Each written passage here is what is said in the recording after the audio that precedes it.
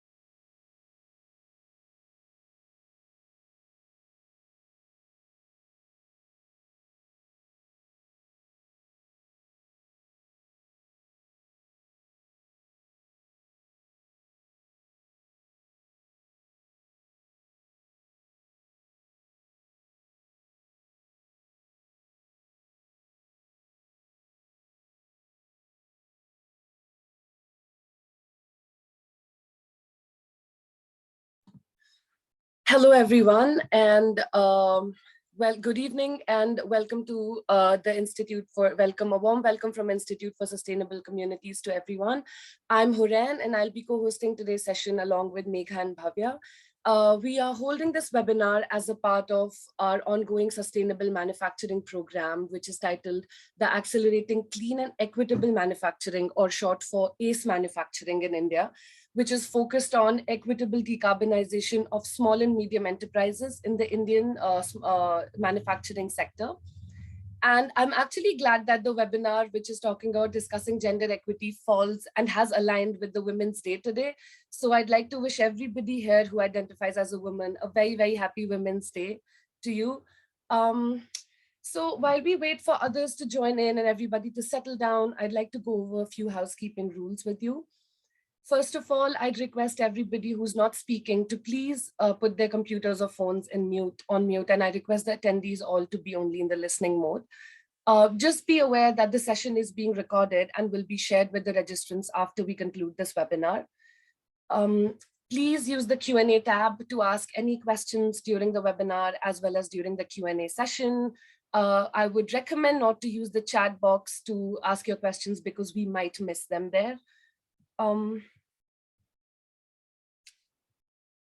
We are delighted to have you all here and be a part of this hugely important conversation around gender equity and its importance and relevance today in India's holistic development.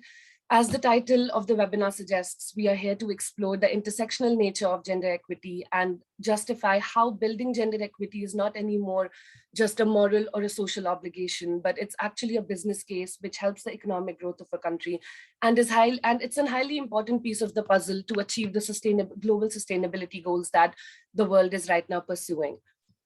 Now that India's clean energy transition is underway, this transition has the potential to not just be used for technology transition, but actually for the establishment of new socio-cultural as well as socio-economic structures with the right framework, with the right kind of actions and the strategies. Rather an equitable action plan, we can avoid the replication of gender inequalities amongst other structural inequalities that we have been seeing to actually creep into these new systems, new clean technology systems that we are trying to develop with the sustainable transition. We have with us today experts with varying perspectives from different backgrounds, ranging from industries to funders. We have researchers as well as on-ground workers who are going to be a part of this discussion today with us. And we look forward to hearing their thoughts and experiences on our topic of discussion. We'd also be exploring what synergies exist between their work and what kind of collaborations are needed in this space to be able to pace up the work around gender equity. And to begin this discussion, I'd like to invite Ms. Mautushi Sengupta, who is currently serving as the director at the India office of the MacArthur Foundation. MacArthur Foundation makes grants and impact investments towards important causes. One of the most important causes includes climate change mitigation. Motushi has been with MacArthur for 9 years now and has a varied portfolio working on several initiatives, including inequality, livelihoods promotion, health, rural development, finance, and government reforms. With her wealth of knowledge and experience, Motushi, I'm sure, would be able to highlight the correlation between gender equity and economics as we transition towards low carbon economies. I would like to now invite Ms. Motushi, please open the session.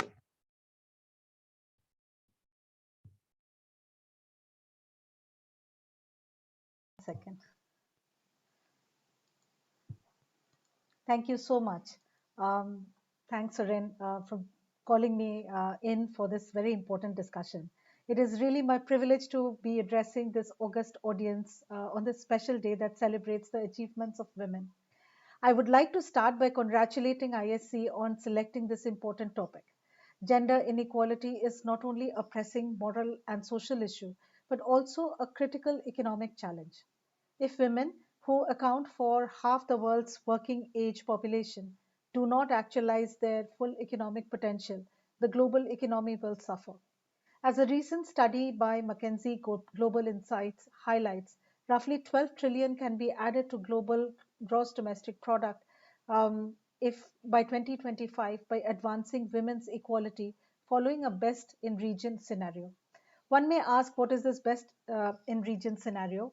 This refers to each country taking steps to advance participation of women in their respective geographies at levels similar to the best country in their respective regions. The gains, of course, will be much higher under a full potential utilization scenario. The public, private, and social sectors will need to act to close gender gaps in work and society. This study goes on to highlight that India and Latin America, among all global economies, stand to gain the most with such a transition. However, much needs to be done to achieve this potential.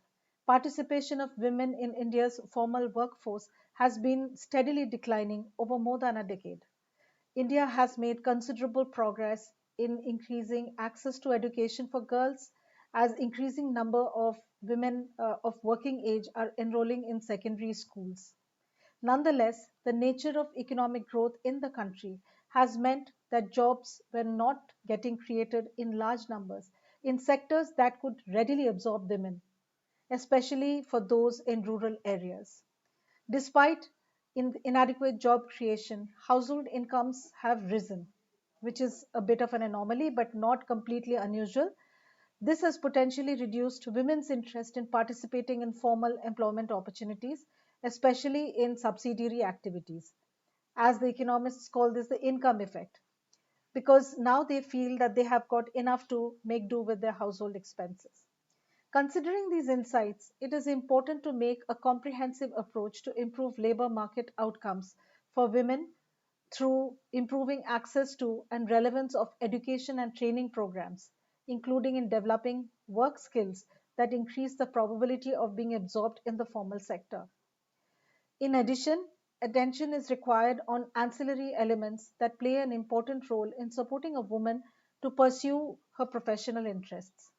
These include access to safe childcare facilities, maternity protection, provision of safe and accessible transport to workplace and back, and a safe workplace where she feels valued for her inputs. I'm not the first person to be speaking about these. Beyond standard labor force participation rates, it is important to support women to access better jobs, to start up a business, and take advantage of new labor market opportunities as the country grows. In this regard, the role that incubator agencies such as TIE, Climate Collective, and Women in Climate Entrepreneurship have been playing needs to be strongly acknowledged. A policy framework encouraging and enabling women's participation should be constructed with active awareness of the gender specific constraints that face most women. Gender responsive policies need to be contextually developed. Ultimately, the goal is not merely to increase female labor participation in the workforce, but to provide opportunities for decent work that will in turn contribute to the economic empowerment and agency for women. In this regard, I would like to hail the work that ISC has pursued under the ACE project that is being supported by the MacArthur Foundation. ISC's efforts to increase the participation of women in workforces deployed in micro, small, and medium sized enterprises in clusters that actively seek to make the transition to a clean energy future is laudable, and we look forward to learning more from their journey. Following an internal strategy review in 2020, MacArthur Foundation made a set of critical shifts in its climate change program strategy. If you remember, the world was being ravaged by COVID, and like everyone else, we were trying to work our way out of the crisis. Never before was the message driven home with such clarity that to achieve any development goal, let alone climate change, it was absolutely essential to address inequities that existed in communities. Since then, the Foundation has made grants to civil society organizations that provide intentional support to communities that are likely to be disproportionately affected by the move to a clean energy future.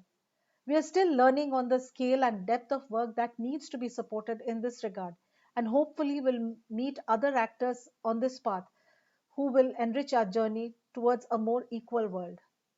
We feel confident that this is the only way to go forward, a path that includes inputs from and support for communities, especially women who are disproportionately impacted by climate change, helping women in identifying livelihood opportunities for improved life outcomes and helping them in accessing them, as is being done by the ACE project, will lead to outcomes that are equitable and sustainable. I would like to end by congratulating the ISC team once more in selecting this topic for discussion on this important day. Thank you. Over to you, Haren.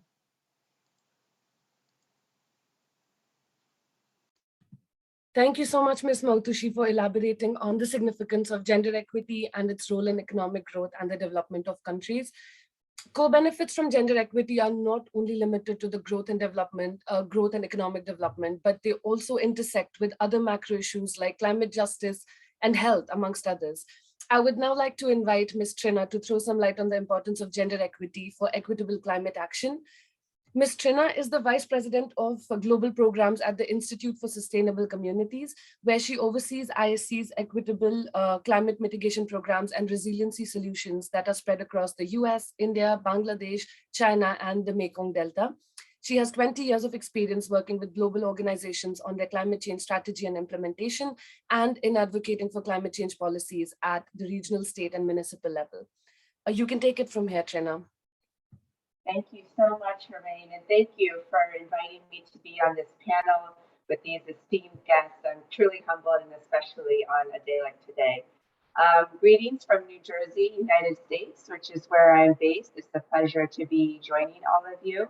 As Lorraine mentioned, I am with ISC, and I just joined in December 2021. After 20 years of working in climate change, this is the right home for me because it centers equity in all of its work, which is very unique amongst other organizations working in climate change. For instance, today we're here to talk about gender equity and how we can achieve that through the clean energy revolution. Structural inequities exist everywhere in the world, whether it's racial inequity here in the United States or gender equity in India. But this can be ameliorated through the rapidly growing clean tech field. However, we must act now so that this rapidly growing sector does not fall into the same inequities of established sectors. Centering equity in climate action is a must for several reasons. Marginalized communities around the world suffer the most climate change impacts. The poor, the neglected, those suffering from oppression, are those that are experiencing the worst flooding, are the first to migrate, to experience extreme heat, and to suffer economically the most from climate change-induced natural disasters. For instance, one quote says, or one statistic says, women specifically die women and children are 14 times more likely to die during a natural disaster than men.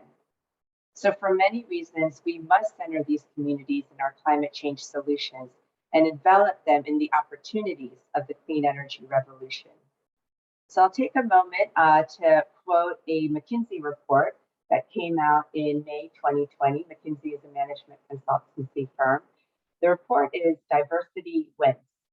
And the analysis finds that companies in the top quartile of gender diversity amongst executive teams are 25% more likely to experience above average profitability than peer companies in the bottom quartile. This is up from 21% in 2017 and 15% in 2014. But even with these results, progress has been slow. Therefore, gender equity must be accelerated from a business performance point of view alone, if not no other reason. And one way to do that is through the clean energy sector. Furthermore, emerging markets like India have the opportunity to achieve even better financial outperformance due to gender diversity than those in developed economies.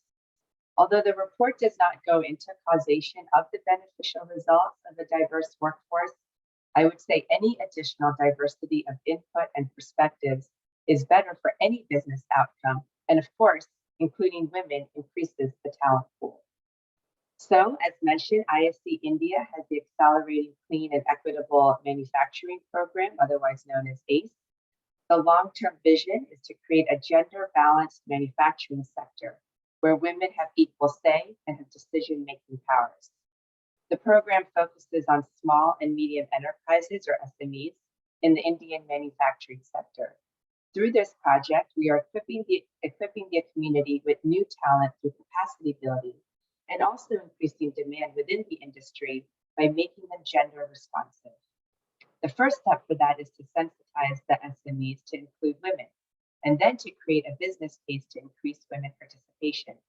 The McKinsey report provided a monetary value for doing so. Now it is up to organizations like ours to help SMEs to transition.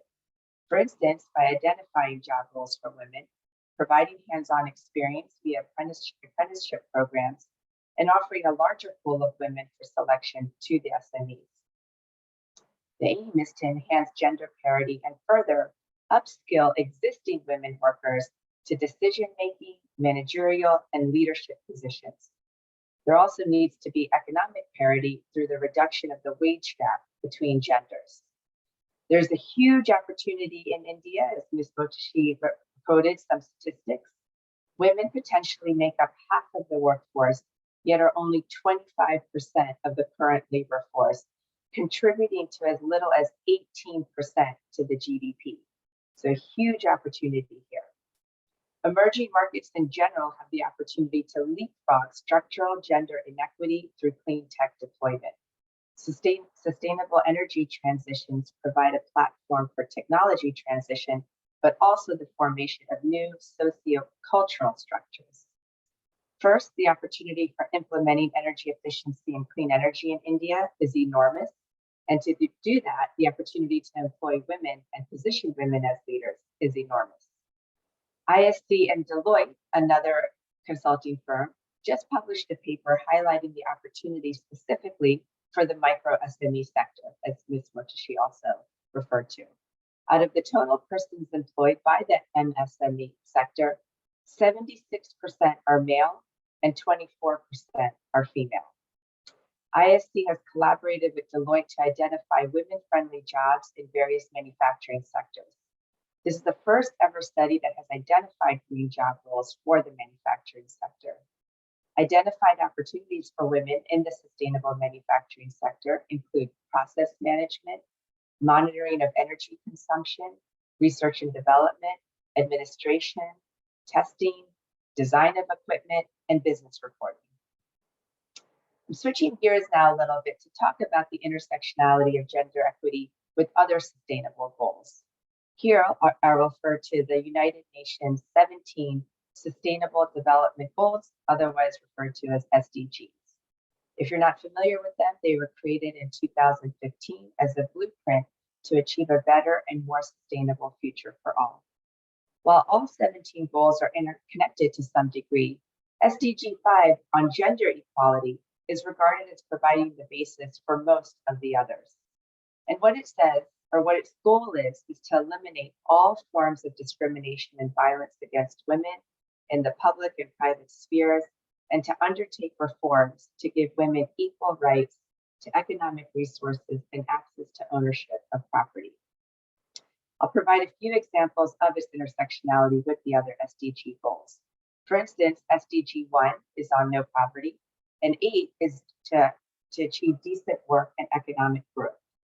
It is important to know that women are overrepresented amongst the poorest of the world's population. Over 330 million women and girls worldwide live under $2 a day. SDG 2 is to achieve zero hunger. This is important for women to be more participatory in the agricultural sector, another one of ISD's projects in India. SDG 4 is to achieve quality education. Note that 2/3 of the world's illiterate people are female. SDG 9 is on sustainable industrial development. So a lot of what this ACE program is doing from ISD India, which is promoting women's economic empowerment and ensuring women's economic rights. SDG 16 is achieving peace, justice, and strong institutions. Women's participation has been very successful in Northern Ireland peace negotiations and has had successes in the Israeli-Palestinian conflict, just to give a couple of examples. In conclusion, the need for gender equity is evident, and that work is already underway, but it needs to be operationalized and implemented at scale, using the clean energy transition as the basis of a new, structurally equal system for all genders. The clean energy sector can be more gender inclusive while also preparing women for this opportunity. India has the opportunity to be a world leader, to decarbonize in an equitable manner, and to conduct the transition in a just way, which has not happened in other transitions, like in the agricultural transformation, the industrial transition, and the technology sector. So this could be the kaleidoscope moment for India, where the right action and policies could achieve both gender equality and decarbonization successfully. Thank you very much, and I'll turn it over to Lorraine now.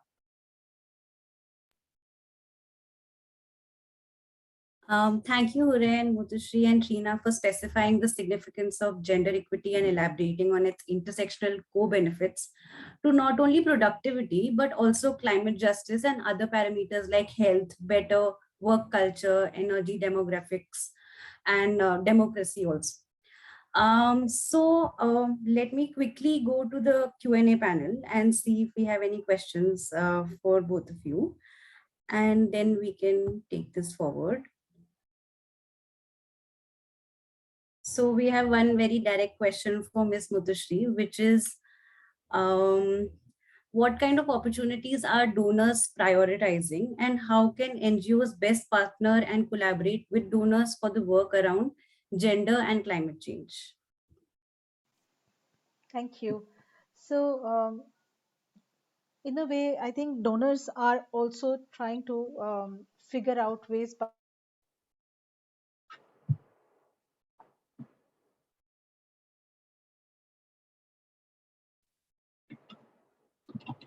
conversations as such to understand how we can look at intersections of technology as well as the impact of climate change on communities as such. So in that space, because what we have recognized is that it is important to look at issues of just transition, look at ways by which communities can be which are actually going to be disproportionately affected can start getting the benefits out of this transition to a clean energy future as such. And I can certainly say this for our own organization. We are very intentionally looking for project ideas that help us meet both those goals, that where we are looking for a clean energy future, because in a way that's the only way to go forward, but also look at how can we take everybody along with us and not really leave specific groups behind, and which is very likely to happen unless there is intentional activities which go on there. So those are the type of ideas that we are looking for, and would be happy to listen to ideas coming from the audience as well, if there are important ones coming up there.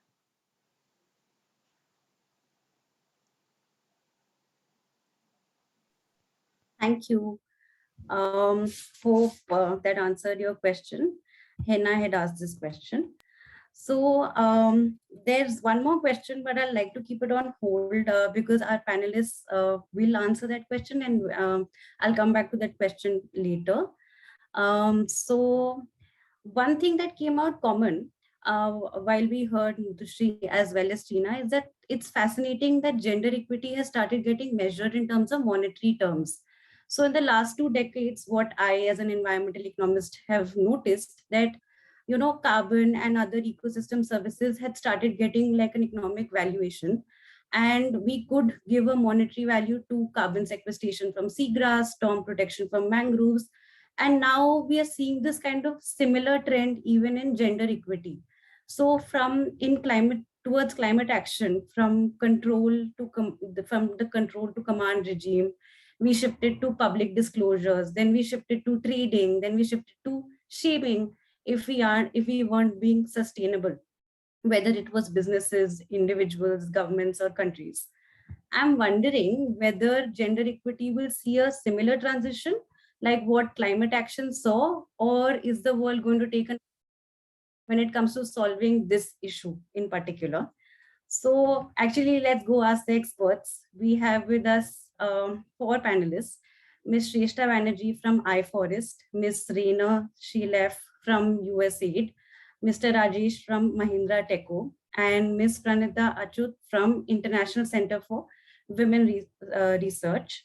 Our first panelist, Ms. Shrestha Banerjee, is a public policy specialist who's passionate about improving environmental as well as resource governance and safeguarding community rights. She also works as the director of Just Transition at iForest. She holds a PhD from um, University of Delaware in environmental and energy policy and a master's in environmental studies. Our second panelist, Ms. Pranita, joined ICRW as the first Director of Research and Programs, Asia. She is both the global as well as Asia senior management team's very important person. And she holds a master degree in population studies and very fascinatingly in statistics, which is a great combination. Um, the third panelist, Mr. Rajesh, is currently the CEO of Mahindra Teco, a new age tech enabled renewable energy asset management offering the flagship from Mahindra Group. Mr. Rajesh is a seasoned business leader with 25 years of experience spanning geographies and in roles of visioning and strategizing. He has a very great track record of delivering accelerated growth along with value driven culture, deploying differentiated business models, leveraging technology, and harnessing people's potential. Lastly, our fourth panelist, Ms. Reena, joined USAID in 2020 as a gender expert for the Indo-Pacific office. Prior to USAID, she taught humanities subjects in the United States and Germany. Much of her research has been specialized in women's studies and gender inclusion. Along with that, she has investigated on human rights and human trafficking also. She has a MA in Germanic languages and literature, as well as education. I'm glad that you all could join us today for this session. So just a little bit of background before we get into a discussion. At ISC, where we work to advance sustainable communities, it becomes important for us to not only support decarbonization, but to work towards achieving our net zero goals in an equitable manner. I would now like to invite a very diverse group of panelists to discuss how gender equity can be operationalized as we transition to clean energy and a sustainable industrial sector. So far, from our previous speakers, we have dived deep into understanding the importance and intersectional nature of gender equity.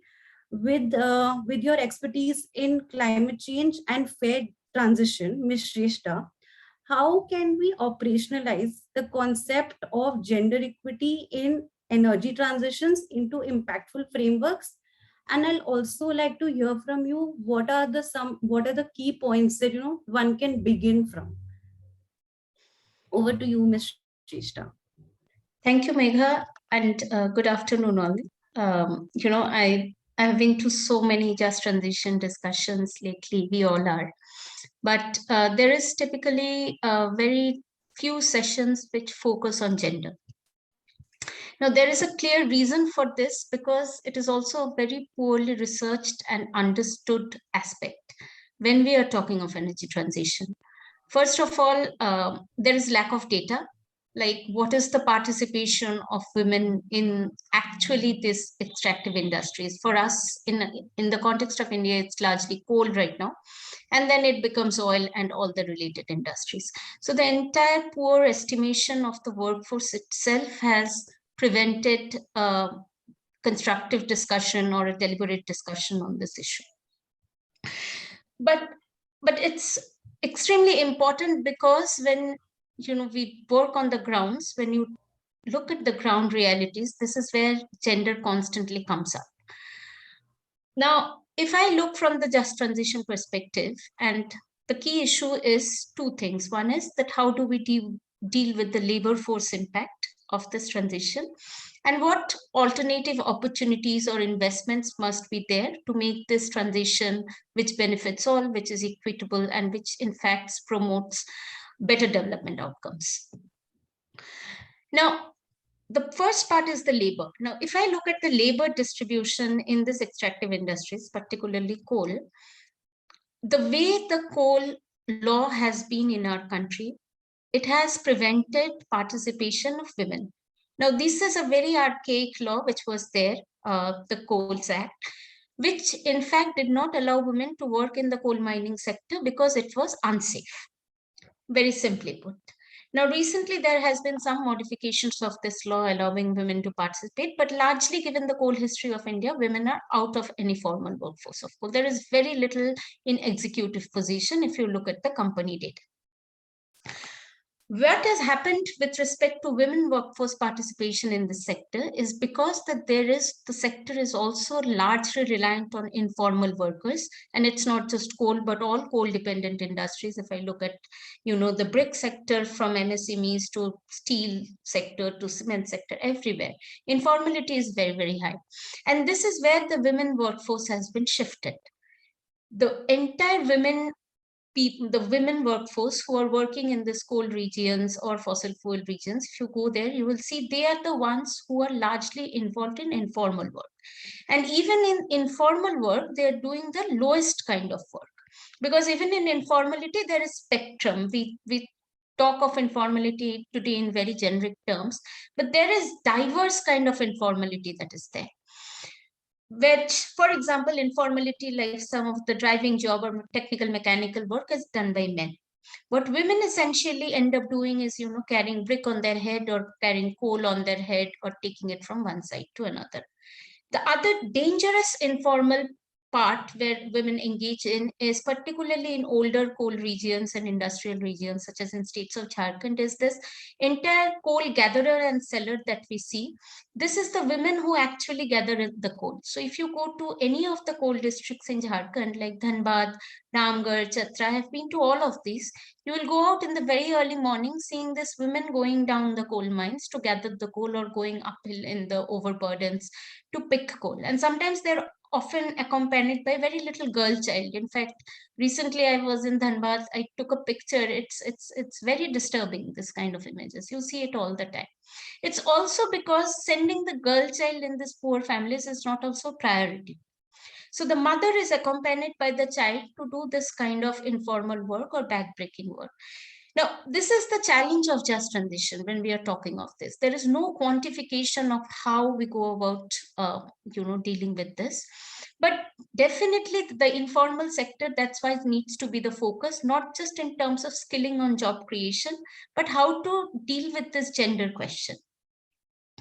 Now, one reason, there are many ways to deal with it, but what I would suggest is investing in education. Why I'm saying this?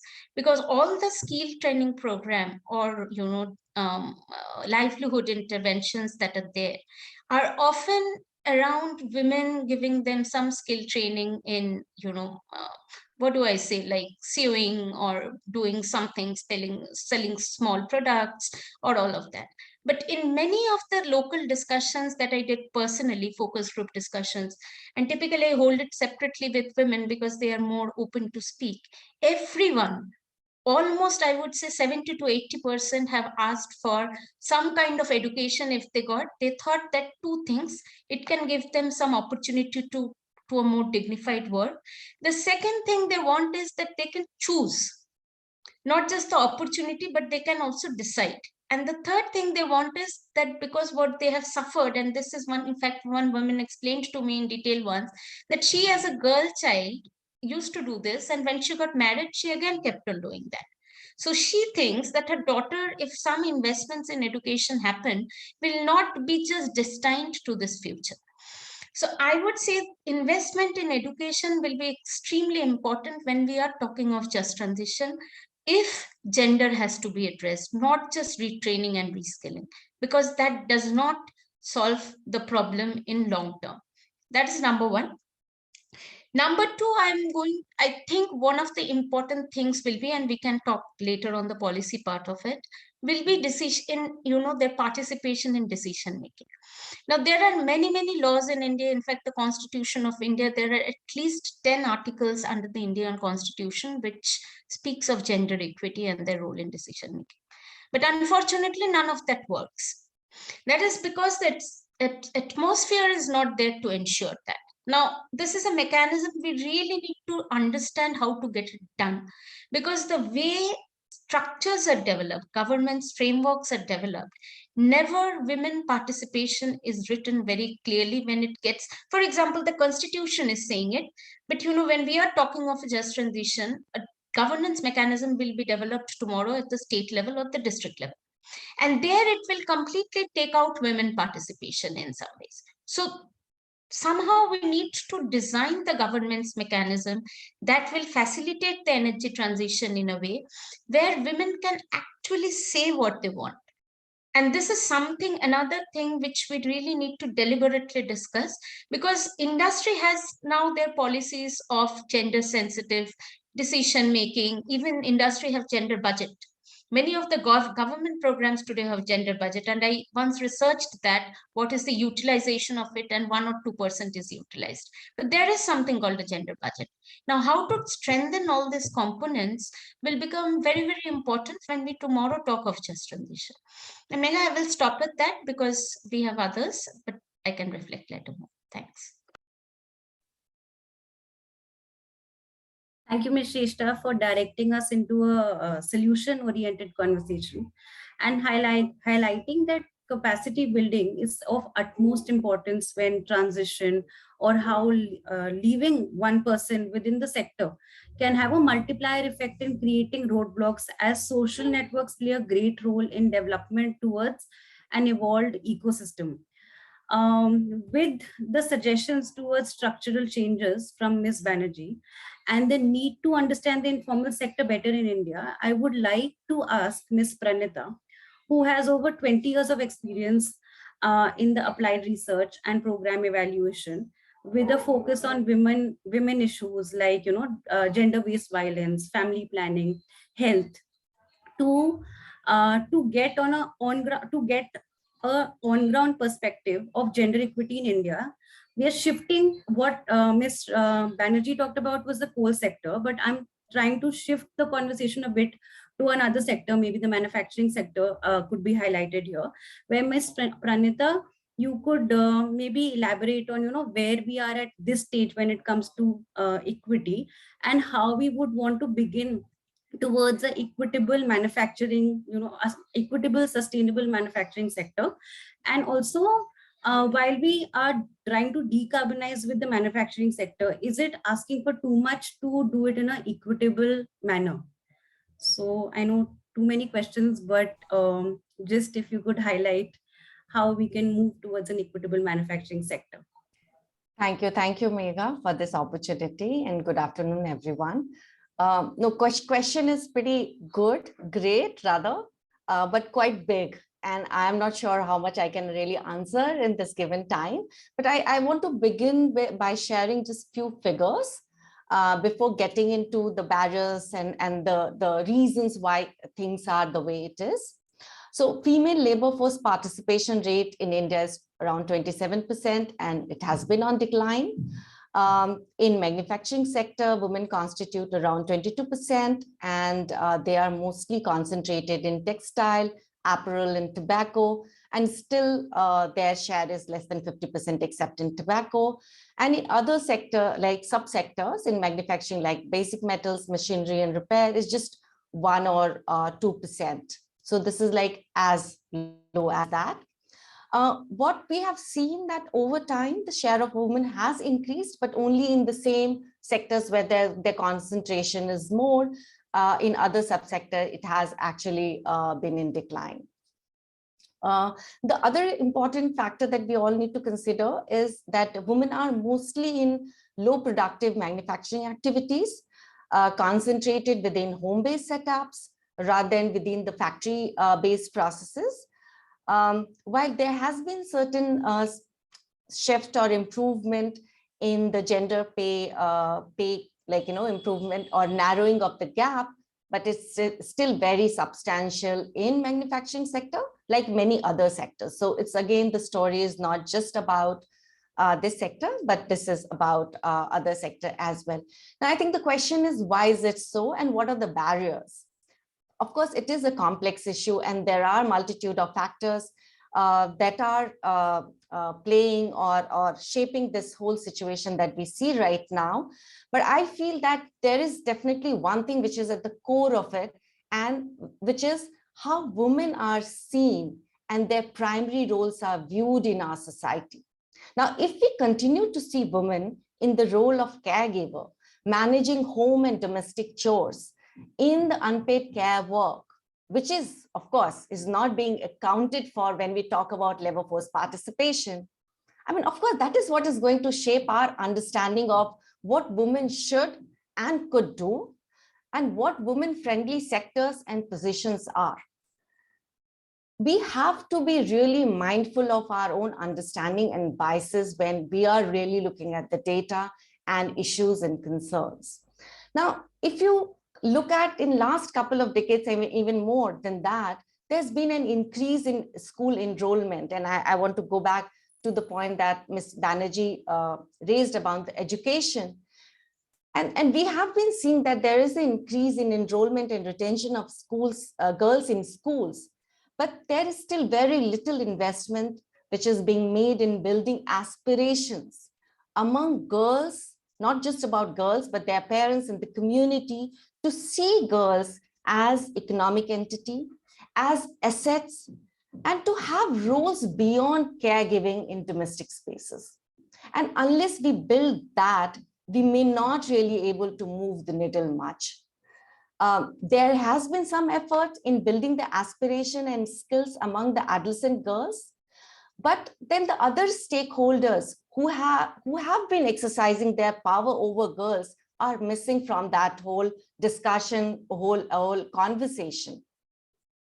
And unless they come into the process, unless they recognize that their privileges, how they understand how the gender norms is shaping their attitude and behavior and that of the girls, and to recognize how their privileges and power is actually trumping girls' rights and limiting their access to resources and opportunities.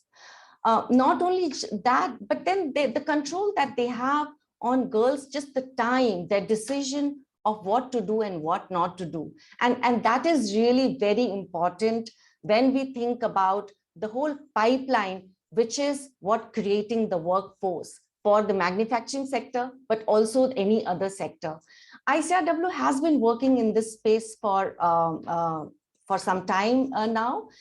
And what we have learned that it's really important to have gender integrated employability skill program for adolescent, which uses ecological framework where there are other stakeholders are also part of the process, which enable girls, but also the larger ecosystem to really understand and use gender transformative approach to look at the girls and think girls from a different perspective, to see them as more of a economic entities, their role in nation building beyond just the domestic the role.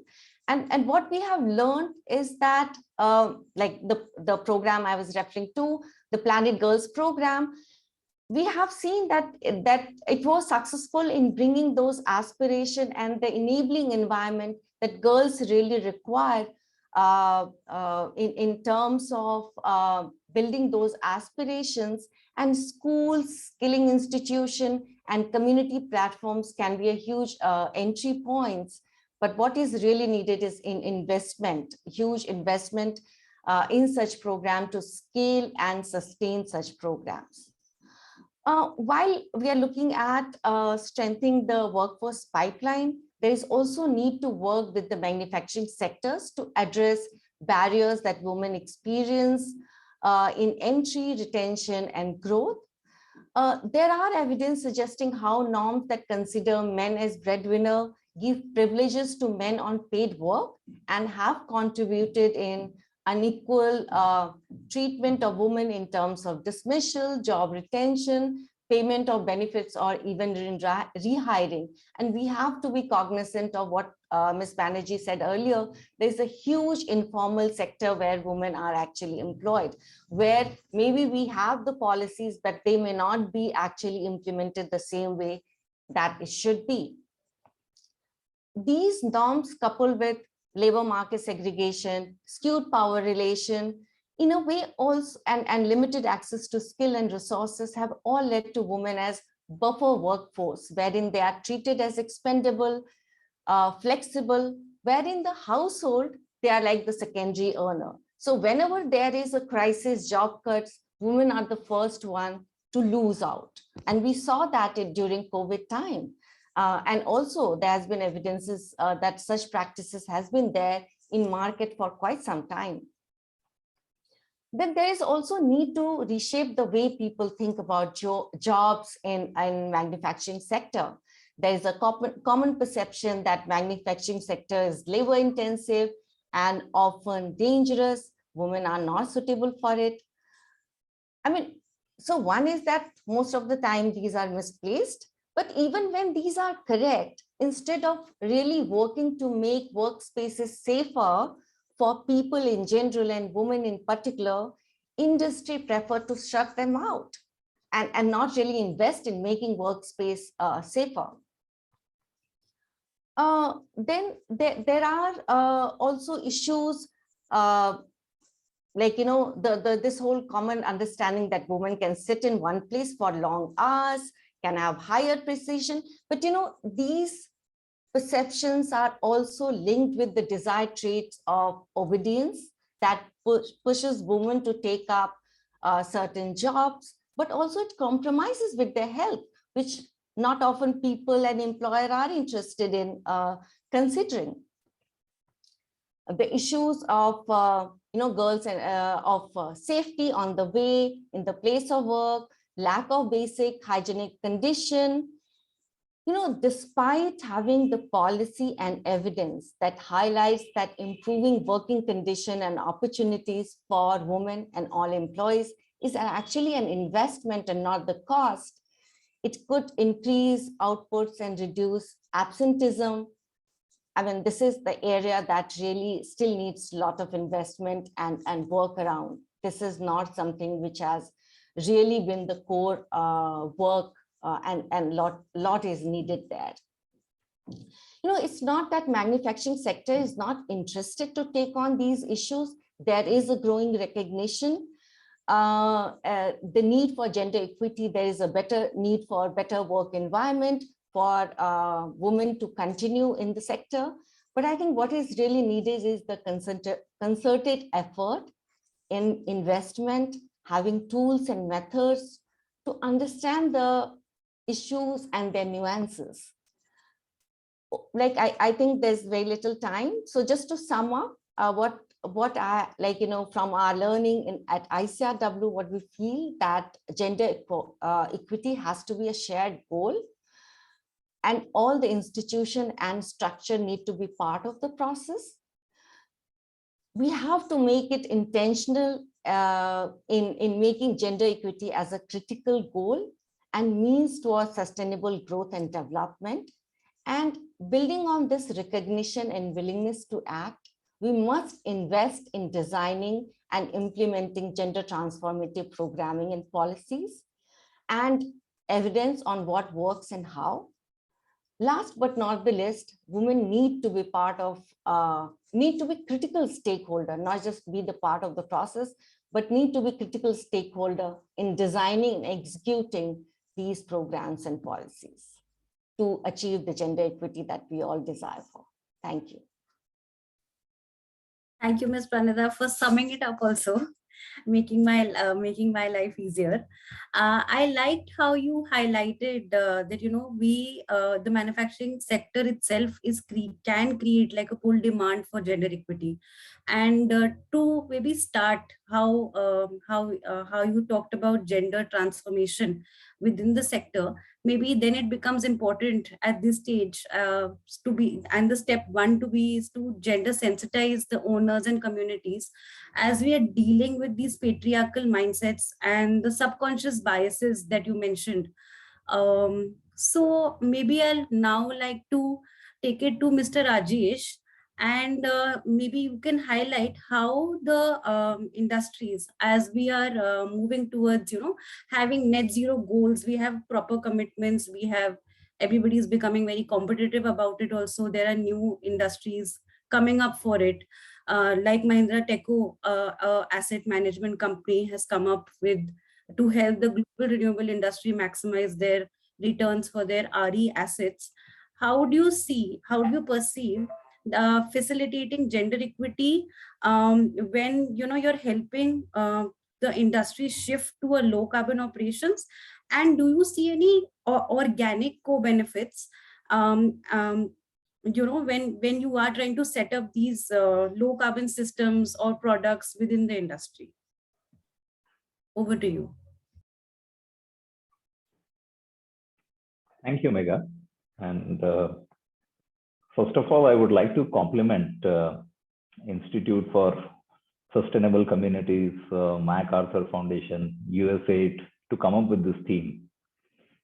I think gender equity and clean energy, both on a standalone basis, are very two significant dimensions of the agenda for sustainable development. And in my opinion, in the intersection of these themes lie possibilities and potential to accentuate progress on both these themes. And like Trina also mentioned, it also has the potential to enable progress on the other SDG themes like health and well-being, quality education, inequality, etc. So I really compliment for having this event. As we all know, every change starts with an awareness, and in my own opinion, in the last decade or so, there's been a growing awareness among stakeholders on both these dimensions, along with other SDG themes. For example, on gender equity, we at Mahindra have a holistic approach.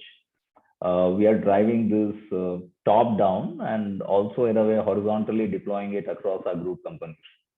Some of the unique projects that we have been able to accomplish at the grassroots levels have been a project by the name Nanhi Kali, which supports the education of underprivileged girls in India. Last year, close to about 172,000 girls were benefited under this initiative. We also have Project Prerna, which is directed towards women farmers in India by enhancing their knowledge, their capabilities, also income. And close to almost, we had 3,000 plus women farmers near the vicinity of our manufacturing facilities in various states who were benefited. At the apex level, we have a group diversity council to foster diversity and inclusion, along with in a way conscious and structured hiring to enrich diversity, and along with enabling policies. On the clean energy side, we would have a similar profile with regards to the initiatives that we are driving on the decarbonization and the net zero space. and additionally, the impact through our own renewable energy business segment. Now, in a way, transcending to what lies in the intersection of both these themes, I would say is in a way yet to be quantified. And I think my other panelists also talked about it. And I think we'll need more study and collaboration. But similar to Mahindra's and many other sustainability oriented organizations, we could consciously think, conceptualize, and increase the role and participation of female gender across hierarchies, geography, value chain. Although this sounds simple, but it's found to be challenging, because at the heart of this challenge, in my opinion, lies the lack of awareness and a change in mindset, which is required across hierarchies, sections of the population, sectors, and geography. So, but yeah, the few ways to negotiate this challenge are, spreading the awareness of gender equality among stakeholders of clean energy sector, conversations like this, more leaders participating and articulating their views, setting expectations, communicating the impact on these themes. Corporates and government administration who have an elevated understanding should tweak their KPIs to study the correlation and in a way increase the area of intersection. This will also actually create environment for all the other stakeholders, government agencies, NGOs, subject matter experts who have experience in deploying this theme, and where they can in a way pollinate a lot of their learnings and their experiences in other sectors to the clean energy space. And I think that collaboration could help many of the organizations in this sector travel this path. At the closing, I feel optimistic about both the potential and the opportunities which lies in this intersection, and its ability to create a force multiplier, cascading impact. And more so when there's a tailwind which supports these themes in terms of a gradually growing awareness, growth opportunities in clean energy sector, the scale of the impact, and also a lot of this renewable energy, decarbonization, net zero technologies are relatively younger sector, and many of them, and there are a lot of emerging technologies which are coming in this space, which can quickly adapt to a fresh perspective and in a way create a new normal, which I think along with meeting the net zero aspirations, have also 50% or more contributing by contribution coming from non-male genders. So that's how I would sum it up. Thank you. Thank you so much, Mr. Rajesh. You're bringing in new hope that energy transition can bring an opportunity to incorporate gender equity.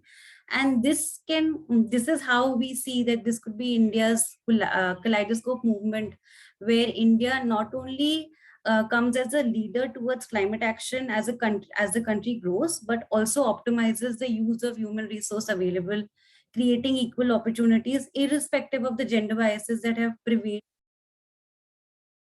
That note, I'd like to invite Ms. Reena from USAID to tell us how their long-standing commitments toward gender equity has fructified till date. To elaborate for us the initiatives you are taking, as well as funding towards clean, inclusive development in India, with the focus of reducing GHG emissions. If you could also share some innovative approaches on how energy incentive setups can focus not only on increasing participation, but creating enabling environment for gender balanced workforces. Over to you, Ms. Reena. Yeah, thank you and good afternoon. I've been really inspired by everyone's remarks today and insights. As the gender specialist in the Indo-Pacific office at the U.S. Agency for International Development, also known as USAID, what I'd like to do today is offer some overall insights into our initiatives towards clean, inclusive development, as Megha said, particularly in the areas of clean energy and the climate crisis. The US government uses a whole of government approach to support the government of India as it tackles climate change. USAID, the Public Affairs Section, Department of Health and Human Services, and many others continue to engage with policymakers, researchers, and frontline implementers in India.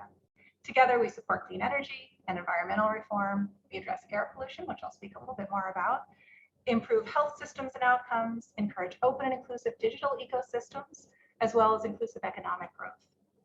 More specifically, in partnership with India's national government, USAID is accelerating large-scale and distributed renewable energy deployment, grid flexibility for large-scale renewable energy integration, the transition away from coal, off-grid energy access through renewables, energy efficiency in buildings, industries, and appliances, and addressing air pollution and its health impacts, as I mentioned.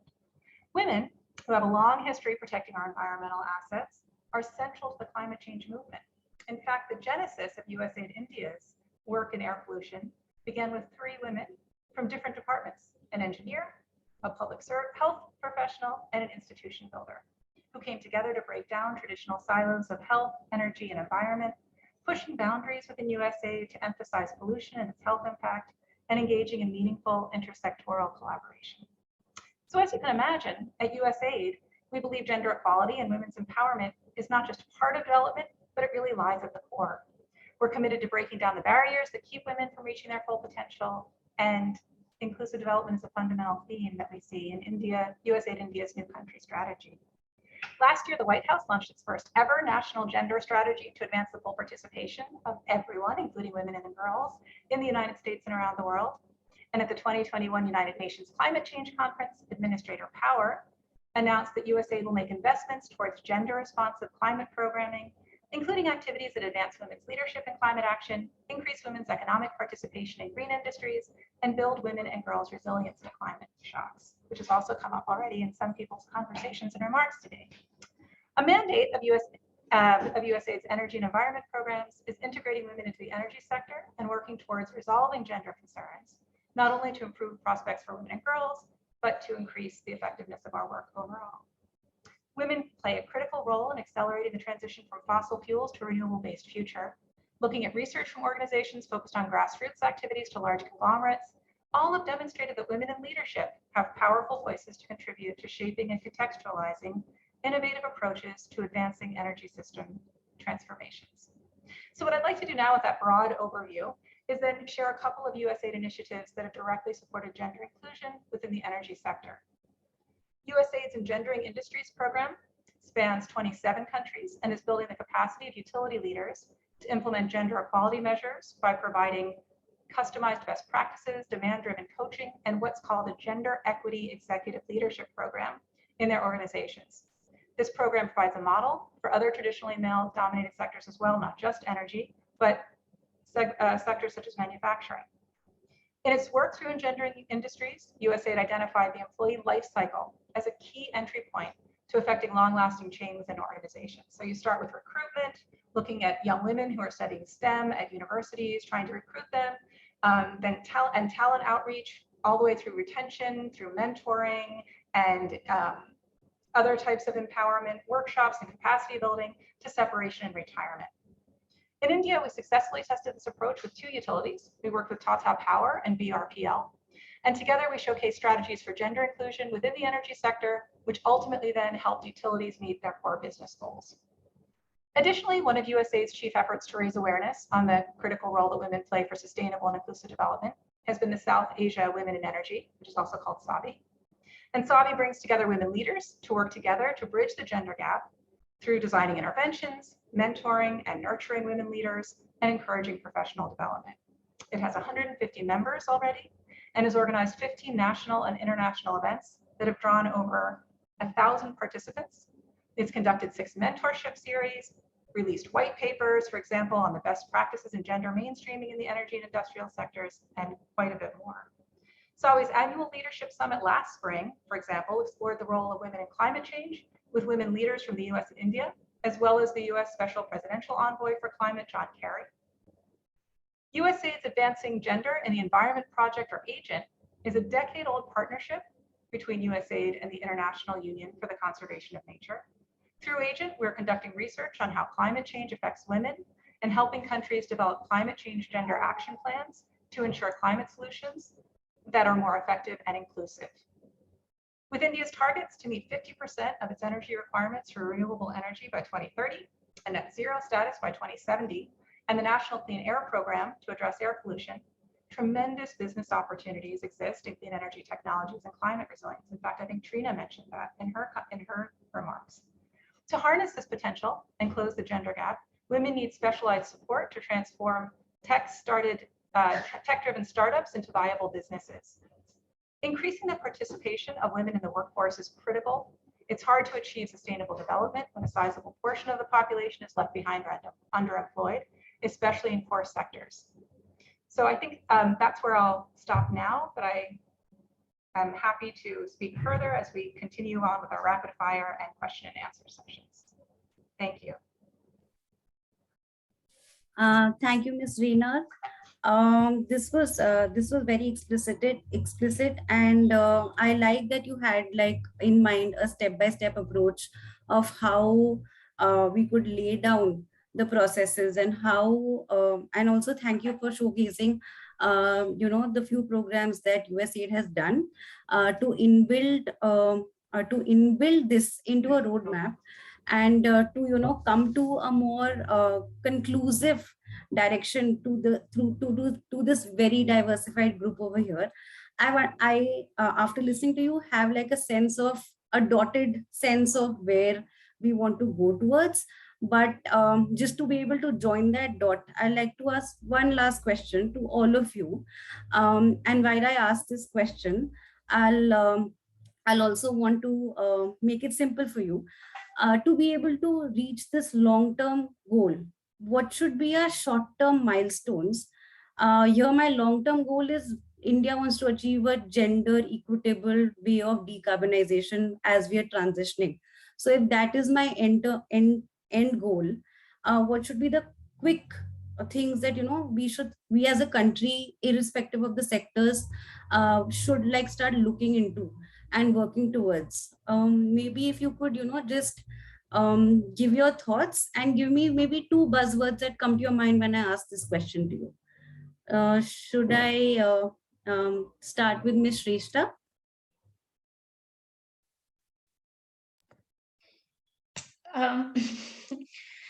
I thought I will come last anyway. Okay.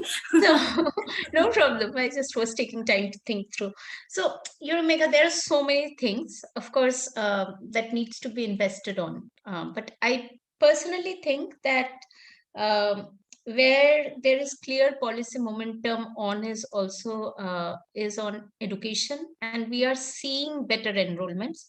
So to achieve something long-term goals, it's always better to pick on where the momentum is there already. And that gives people confidence that something is happening. So I believe education is an important thing to invest on. It is an opportunity because education investments does not only require government, but it can also be done by public-private partnership, as well as, we are talking of industrial diversification. Industry has to diversify what role. And then there are opportunities through industry funds such as CSR, one of the biggest ones I can think of, where some investments can come in. So it is an opportunity to invest in education. That's number one. Number two, I would say I cannot emphasize on this less, is to have a policy or implementable policy which actually ensures women participation, women decision making, and empowerment happens. Why I'm saying this? Because otherwise, given the diversity in socioeconomic conditions that we have across the country, this will not happen on a large scale ever. So there has to be a national policy. There is, in fact, a national policy on women empowerment, which was of 2001, which was quite a good policy, but it needed to be updated. And in 2016, there was a draft policy which was rolled out, but then there was nothing actually happened with it. I'm not saying a national policy will solve the problem, but at least having a policy in place will help to give directions and create some mandate to execute it. Otherwise, it will always be, always dependent on someone's doing good, which is important. I'm saying which is extremely important. But at the same time, these two things have to be matched. because we are talking of an energy transition, which is a central thing.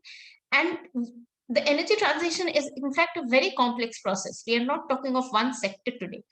Will be looking at multiple sectors going ahead. So there should be something which is more comprehensive to deal with it. So one is policy, and then wellness. I would certainly cannot emphasize enough on education, because it is something that we need to really do. Because still, with better enrollment, better retention, but if you go beyond the 10th standard, 12th standard, the completion rate still drops. And in today's world, we need to create better workforce for the service sector, because all these states and districts we are looking at today for the energy transition, they're highly reliant either on coal or industries that are dependent on fossil fuel.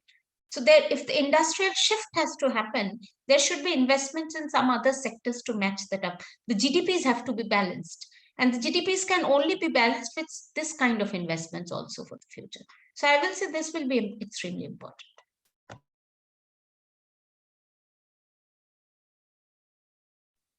Thank you. And actually, we learned also about that there is a national policy and there is scope to amend it, and maybe talk about it from keeping a just transition also in mind. Yeah. So that was a really good point. Thank you. Miss Clara, would you like to go with your points on what are the two buzzwords that come to your mind for a short-term milestone? Sure, and I'd like to say, I'd just like to repeat Ms. Banerjee when she said there's so many things that come to mind, right? But one of the things that I thought of when I was, sort of deliberating this question in my mind was looking at women's leadership, which also includes mentorship, and then what I call the snowball effect. And so I'll explain those in a little bit of a circuitous way, but I will, I think you'll get where I'm coming from. So when women serve as leaders and employees of companies, right, including those in traditionally male-dominated industries, we have all seen, we've talked about how businesses benefit and performance improves. It helps women, of course. They have formal employment opportunities, and they receive increased income. And as we said, we can see how the businesses directly profit, right? So there's a growing body of evidence that talks about how companies with greater gender diversity outperform their peers, and they benefit from higher employee satisfaction rates. We can talk about there are studies like the Ernst & Young study that of the 20 most gender diverse power utilities, they significantly outperformed the bottom 20 in terms of, in their return on equity. And of course, women bring different perspectives into the difficult issues facing today's corporations. Diversity of thought can lead to better decision-making and more creative and innovative solutions. I mean, these are all things that I think that we're pretty familiar with. But to cite another study from UC Berkeley, it found that companies with more women on their board of directors, for example, who again are leaders, are more likely to be proactive in improving energy efficiency, lowering company costs, investing in renewable power generation, and innovations like that. So mentorship is a key component of leadership. There's extensive research on the importance of representation. When women see other women in leadership roles, they feel these avenues are open to them as well. Female role models and mentors help change stereotypical perceptions, and they inspire more women to join in this particular space, the energy sector. And that kind of leads me to what I call the snowball effect. So when companies hire women and see the benefits that are coming from that, like I just mentioned, the increased profits, the ability to meet company goals, performance, higher employee satisfaction rates, all of these things, which is much more difficult without women, then it has this effect that other companies want to hire women, and companies who already have hired women want to hire more women. So one effective start is to encourage gender parity in the private sector, because this then causes this beautiful snowball effect, where one leads to more and more and more. That was really good. I like the idea of getting a buy-in and then trying to make most of the snowball effect, which makes me feel that Mr. Rajesh, you have something to add to this from your experience from the industry. Yeah, so I think I will maybe pick three sort of dimensions.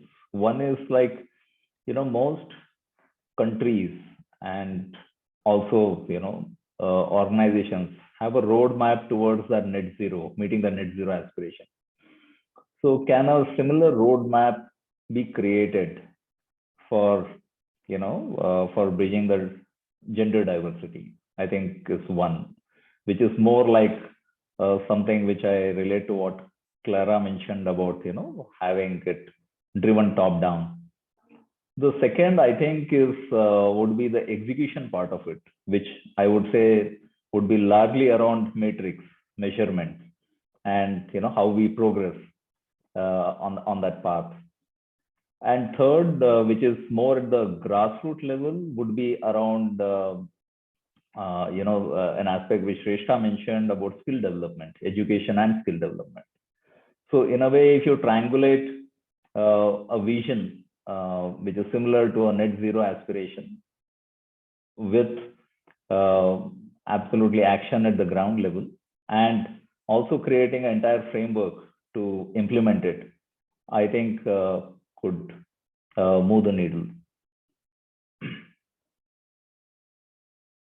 Thanks.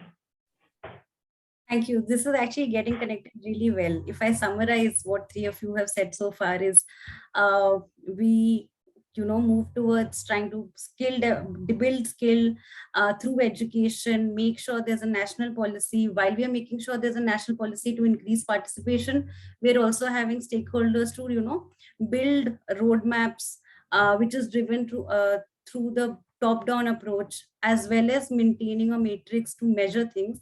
And then the activities that the stakeholders do is mentorship, which will get in more buy-in and create this snowball effect. Ms. Pranita, do you have anything to loop this all together and maybe throw some light on what we could think from the demand side? Like, this is a very supply side vision.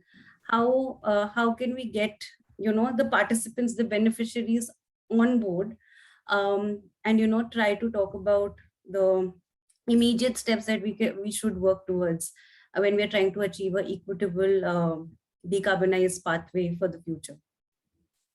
Thank you. So for me, the two things, like since you asked for two things, so I'm just referring to two things.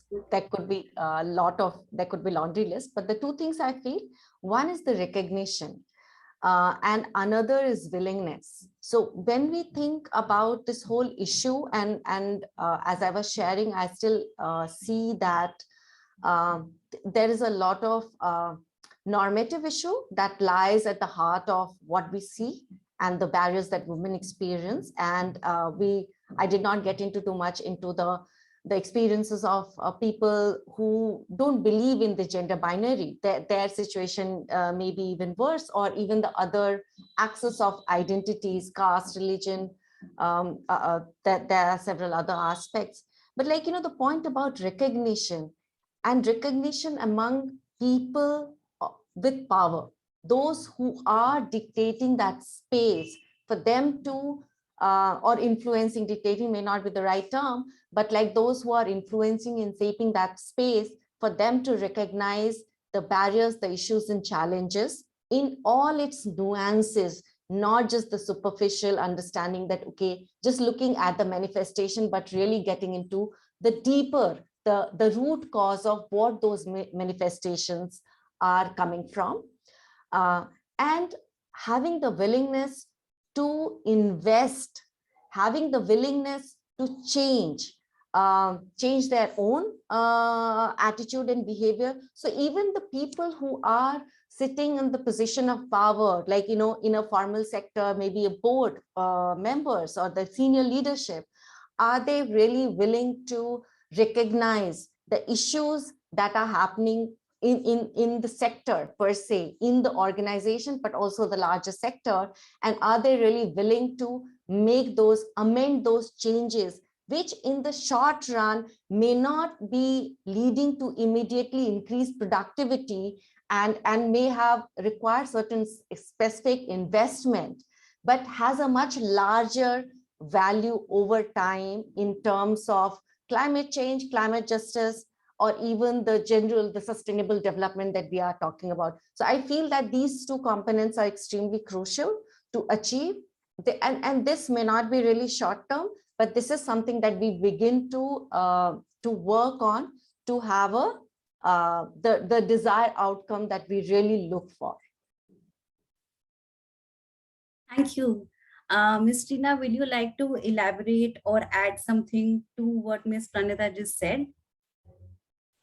I can't elaborate. I am not a gender specialist. So with humility and just from my perspective, where I'm a generalist, I've always looked at ESG issues broadly. I will say the two buzzwords that come to mind. One is commitment, which has been mentioned from everybody else in various forms, whether it's a national policy, whether it's a corporate policy, whether it's an individual. It's one person. So it could be the CEO, it could be someone that's in a department and a female employee has come in, and to be committed to treat the woman equitably, to provide an inclusive environment for that woman. Whether it's like I come from the coal sector, so I in the US, but I mean, I know what that industry is like. So, there's a whole value chain. And so treating women and girls in the sector with inclusion and equity. So that commitment from an individual level, a national level, a corporate level, I think is very important. From my Indian colleagues working on the ACE program, I look at the word sensitization in a whole new way. And I think that's really brilliant because it's the whole environment. It's an entire cultural shift. And so that is required from all stakeholders. So while we embrace the women that we are training, we're uplifting, we're educating, it's also the whole of society that needs to be sensitized. So that's something I think that gets neglected. Here in the US, as I mentioned, we're working a lot on racial equity. And so I see it from that angle as well, where there's a lot more concerted, intentional effort in the last 2 years, and sensitization is a big component of that. So I speak from, again, a generalist background. I'm not a gender specialist, but I've learned a lot from the panelists today. Thank you very much. And these are the buzzwords that come to my mind. Thank you so much. These buzzwords can actually become like basic parameters for a really good framework towards implementation of equitable practices to create an enabling environment for what we want to achieve in the future. And though we didn't do it right when we were doing our industrial revolution, agricultural revolution, this is that moment where we can, go back to solving this problem as well as evolving to a better tomorrow, which is more sustainable to live for everyone, creating climate justice. Won't take too much time and we'll quickly go to the Q&A session because we are 7 minutes from closing. We have got so one question that I left for later. I'll take that up first. When we talk about opportunities for women in the workforce in India, how much of that opportunity is moving women out of the informal job sector and into the formal sector? So maybe Ms. Shrestha, you can answer this, and Ms. Pranita, if you want to add anything, because you did have some data around it, I'll let you both take this question. Yeah, I would actually, then it would be better, if Pranita goes first, because honestly, I do not have any quantification and I can add to that rather. I'd like to go the other way, if that's okay with Pranita. Yeah, thank you. So we have, ICRW has done some analysis around it because, there are very limited data also to make very clear conjecture in terms of how much transition is happening, given that overall itself we are seeing a reduction in women labor force participation. So, I mean, it's really hard to say if there is any clear transition happening, but what definitely we see that women with higher education, they are the gender disparity is lower at that level, while those who are at even secondary education and at the lower end of the education level, there are higher disparity that is there, but it doesn't really indicate that there is any substantial decrease in the informalities. And in fact, I think as we are seeing right now during COVID times, probably there is a bigger shift from formal to informal sector for women, and of course out of job per se. So yeah, that's what it seems, but I think we need to really look for more evidences to substantiate either way.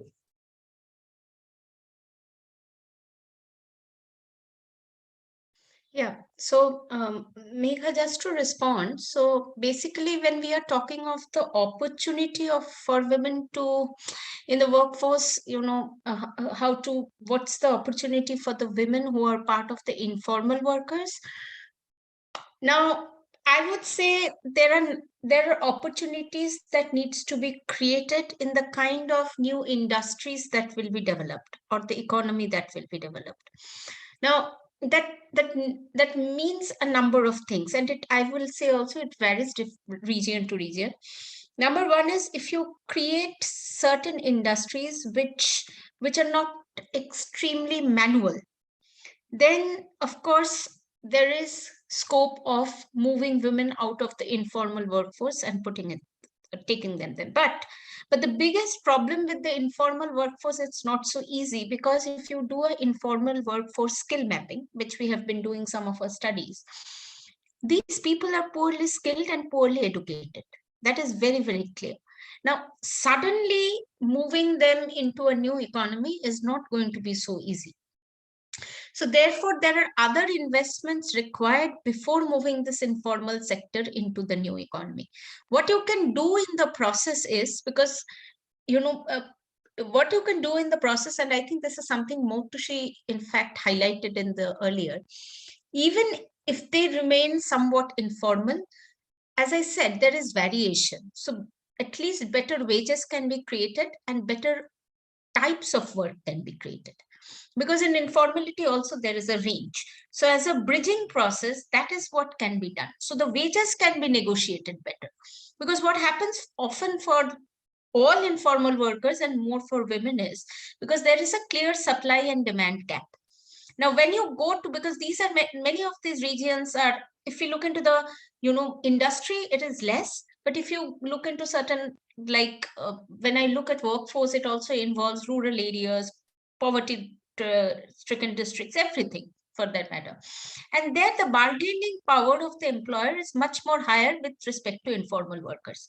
Now this is where I think it is important to make sure that at least the minimum wage laws that are available there, or the various other acts which provides for equal employment opportunities, equal wages, at least that is implemented. If even that is implemented, if you can remove the middlemen and create this kind of job, that will help to move the transition. These things will not happen overnight. So we need to understand what are the things that can be fixed on first hand, and then what are the long-term investments that must happen to actually make this transition, I think, more long-term. Got it. So one question that's coming to my mind, when we're trying to set up these decentralized renewable systems and do have a community sharing model, many startups have started coming up with that, or have a facility center to, help what Barefoot has done. In Telonia, they have started with a center to equip people to, maintain and repair solar panels. So do you think these kind of models will, be a good mix of formal as well as informal sector, creating opportunities for the community, irrespective? Like women also are working equally as men. In fact, we spoke to a few DRE startup owners, and they said that women were more dedicated to these jobs, especially the women who were, aged, who were married and who were staying in that village, and there was less migration because there's there where they. So do you think this is a solution? Because this is happening a lot in India in the past few years. So, distributed RE is something, I mean, the government recently came out, in fact, with how distributed RE can promote livelihoods. And that's after much years of discussion that has finally been rolled out last month. So what essentially is distributed RE has opportunity to create employment, because it also creates employment in the short term. And because of distributed RE, the good thing is that you create infrastructure that helps to create better workforce for the future. Why I'm saying this, because distributed RE1 is you are putting up solar panels, you have to maintain that, small things, all that happens. But those are also some, like it has to be constant investments, because you don't keep on doing that all the time. These are setups you put up, then you maintain them, and then it goes on a process. But the other important part of DRE is that DRE also helps in making facilities functional in many of these areas, such as schools, hospitals, all of that. Now, if this infrastructure becomes functional, they also have the opportunity to provide employment for women. I'm just giving you one sector where women employment is huge, is healthcare. There is a critical gap in providing nursing support and all of that in all these regions, and women are perfectly trained for it. I mean, we know from US examples, like really we used to see, right, like there is a huge amount of people from women of color, from poor background, who used to go to nursing colleges because it is important they get good dignified jobs with some training. Now, in India, that is something, we have a critical gap in the healthcare sector, which we saw, all of us saw in COVID time. And that is the gap that can be bridged. And one thing it is of women's training in these sectors. Secondly, is the distributed RE investment can make these healthcare facilities 24/7 functional. And because they become functional, there will be requirement of women. So DRE, I in fact think if we try to join the dots, it can improve the employment opportunities, and not just creating direct jobs, but also in these indirect ways. All right. We are kind of gone beyond time. I'll quickly give it over to Bhavya, and then we'll try to close the session in 5 more minutes. Thank you, Megha. Now let's start with the rapid fire round. I would like to kindly remind all the attendees to please fill in the poll questions shared at the screen. Let's start with Ms. Shrestha. According to you, what is the best tools for gender sensitization? Should it be through commercial films, documentaries, storytelling, social media platforms, workshops or seminars, experience sharing, or promoting startups focused on gender sensitization? It just says panelists cannot vote. No, I should just say. Not for the panelists, but for the attendees. Oh, okay, okay. Yeah. So the panelists can just answer, and the polls are for the attendees. Ms. Shrestha? I would say it would be a mix of many things. Like, I think workshops can be important. You can have, what you said, like documentaries or social media outreach is definitely, but I personally feel that workshops, and if I have to pick one more, would be promote startups. That's a huge opportunity to create for the future. I completely agree with you, Ms. Shrestha. What are your opinions, Mr. Rajesh, regarding the same? Especially in a industrial context, I would go for sharing success stories. Okay. Yeah, I think success stories makes impact. I'll go for that. A rather great choice. Now I request Ms. Clara to please weigh in her opinions on the topic. Sure, and maybe mine's a little unorthodox, and I may be saying the same thing again, but I do think that leadership that truly supports gender inclusion, and that means not just sending out a memo or talking here and there about empowerment, but actually hiring and promoting women within the company, offering women chances to make decisions, to mentor others. Those are the things that I think are really important. Very thoroughly explained. Thank you. Lastly, Ms. Pranita, what would you choose? So I would say the various combination, depending on where we are and with whom we are interacting with. I think the tool need to provide space for people to introspect, reflect, and engage in conversation. And that is what I feel, and that could be various combination, could be workshop seminars, could be experience sharing, could be space for other people to share their experience and their journey, the challenges and difficulties that they may have experienced. And all these could be done by the leadership while sharing their own journey, also learn from others' journey. So, yeah. Thank you all. Moving to the next question, let's start with Ms. Clara to stress, who should the work begin with? Well, by this time, you probably won't be surprised in my response. All of them, I think, also are very, very important. But if I had to pick one at this point, I'd probably say employers, because they can design, implement, and scale up policies quickly and usually pretty efficiently. And in doing so, they can enable change faster. You know, family roles can take a long time, and governments can create new requirements and policies and regulations, but they can take a long time to be really rolled out and to take effect. So I do think that employers are a good place to start. A very well put answer. Thank you. Ms. Shrestha, what are your opinions regarding this question? Yeah, I would say if it's a single choice, it will be employers. Okay. Ms. Pranita, do you have any different views than her? No, same. If you're forcing us to do one, then one. Yeah, it's an employer. And if you have to choose a culmination of all? Then I think all you have listed are important and crucial stakeholders. And as I was sharing earlier, they need to be part of the process. Otherwise, it will take ages for us to move. Okay. So, yeah. Lastly, Mr. Rajesh, what would your choice be? Employers, and I would also add families. If you can have these conversations in your living room and when you're on your dining table and slowly start seating it early, it helps.